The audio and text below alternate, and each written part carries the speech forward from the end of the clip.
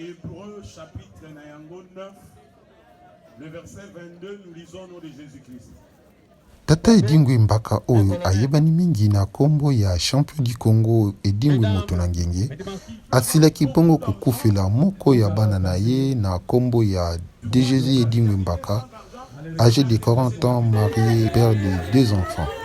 Recueillement esalemaki bongo na mokolo mwa lelo mardi le 21 février 2023 na hôpital ya Centenaire esika esangisaki bandeko baninga pe bayebani na ntina kopesa mbote ya suka na ndeko pe mwana na biso ndenge elobama moninga malamu na tango ya pasi.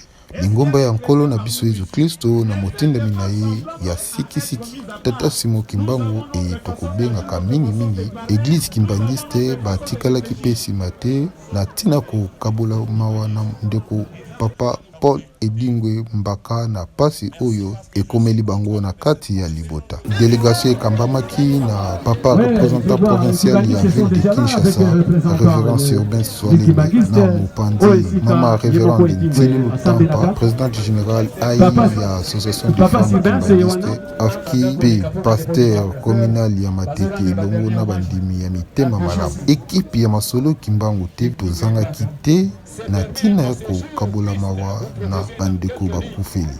Tika ete Tata Kimbangu kiangani molimo santu apesa kimia pe akausa bapota ya mitema misoki.